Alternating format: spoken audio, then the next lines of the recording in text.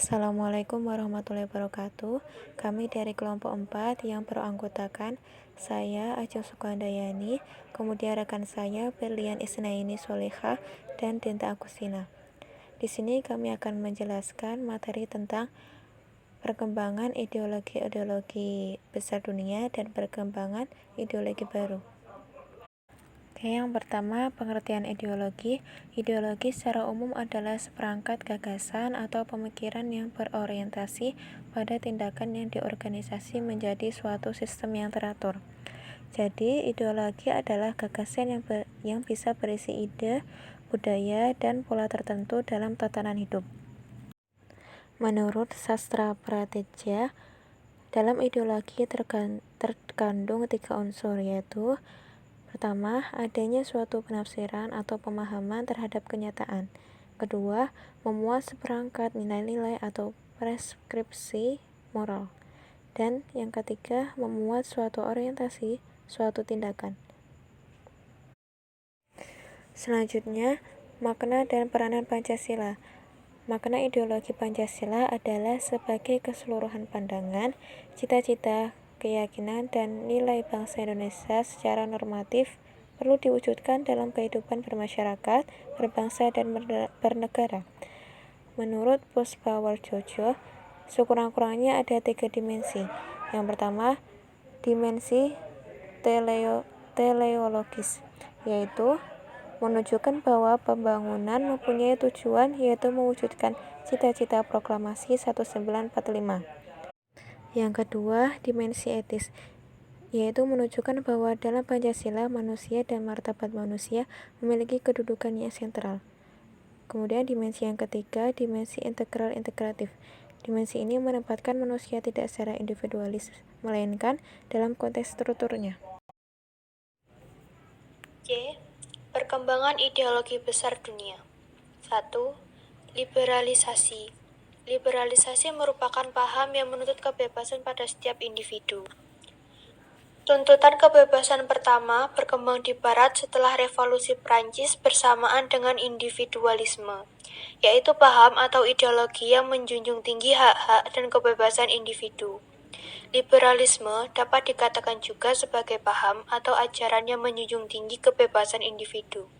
Keberadaan individu dianggap lebih penting daripada masyarakat.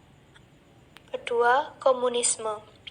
Lahir sejak Revolusi Rusia bulan Oktober tahun 1917 di bawah pimpinan W.I. Lenin. Sebelumnya, istilah komunisme digunakan untuk cita-cita utopis masyarakat di mana segala hak milik pribadi dihapuskan dan semuanya dimiliki secara bersama.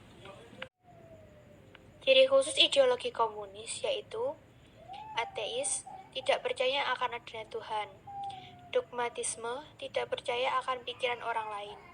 Otoritas, pelaksanaan politik berlandaskan hukum. Pengkhianatan terhadap HAM. Diktator, kekuasaan pemerintahan dipegang oleh partai komunis, golongan lain dilenyapkan. Interpretasi ekonomi, sistem ekonomi diatur secara sentralistik. Pada abad ke-21 ini, aliran komunis tidak dapat dipisahkan dari kehadiran partai Bolshevik di Rusia. 3. Marxisme. Marxisme dalam batas-batas tertentu bisa dikatakan sebagai jembatan antara revolusi Perancis dan revolusi proletar Rusia pada tahun 1917. Karl Marx 1818 sampai 1883 dan Friedrich Engels 1820 sampai 1895 merupakan tokoh Marxisme. Dalam teori yang dikembangkannya, Marx meminjam metode dialektika Hegel. Perubahan-perubahan dalam pikiran, sifat, dan bahkan perubahan masyarakat itu sendiri berlangsung melalui 3 tahap menurut metode yang dilakukannya, yaitu tesis atau affirmation, antesis atau negation, dan synthesis atau unification. Menurut Marx, yang mendasarkan pemikiran kepada argumentasi Hegel bahwa kontradiksi dan konflik dari bermacam hal yang saling berlawanan sebenarnya dapat membuat pergeseran kehidupan sosial politik dari tingkat yang sebelumnya ke tingkat yang lebih tinggi. Selain itu, tingkat kemajuan dapat dicapai dengan jalan menghancurkan hal-hal yang lama sekaligus memunculkan hal-hal yang baru. 4. Sosialisme. Istilah sosialisme muncul pertama kali di Perancis tahun 1850 dan negeri Eropa. Di kemudian hari berkembang menjadi pusat sosialisme dunia. Istilah sosialisme dan komunisme pada awalnya dipakai untuk pengertian yang sama. Namun belakang ini komunisme menunjuk pada aliran yang lebih radikal. Ideologi Marxisme, komunisme, dan sosialisme seringkali dianggap sebagai ideologi yang memiliki akar pemikiran yang sama dan saling berkaitan. Ketiga ideologi tersebut adalah buah pemikiran dari Karl Marx 1818 sampai 1883. Tema pokok teori Marx yang dijadikan dasar perjuangan ideologi yaitu emansipasi atau pembebasan, perjuangan kelas, dan penghapusan hak milik pribadi.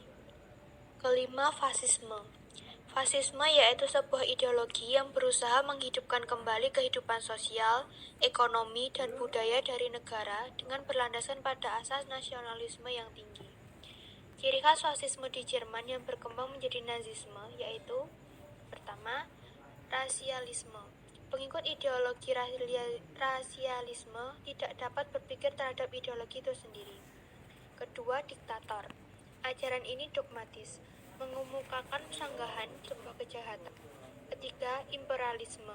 Atas dasar ideologi, mereka melakukan penguasaan terhadap bangsa lain. Semboyan dari fasisme yaitu crediere, obediere, battere, atau yakinlah, tunduklah, berjuanglah. Berkembang di Italia antara tahun 1892 sampai 1943. Setelah Benito Mussolini terbunuh tahun 1943, fasisme di Italia berakhir. Begitu pula dengan Nazisme di Jerman. Keenam, nasionalisme. Nasionalisme adalah suatu paham yang berpendapat bahwa kesetiaan tertinggi harus diserahkan pada negara kebangsaan. Ketujuh, gagasan nasionalisme.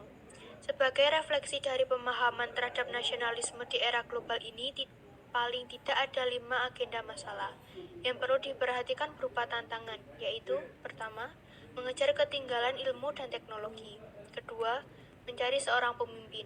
Ketiga, usaha sungguh-sungguh membangun ekonomi rakyat. Keempat, memperbaiki iklim yang dapat mendorong pertumbuhan demokrasi secara sehat. D. Perkembangan ideologi baru. 1.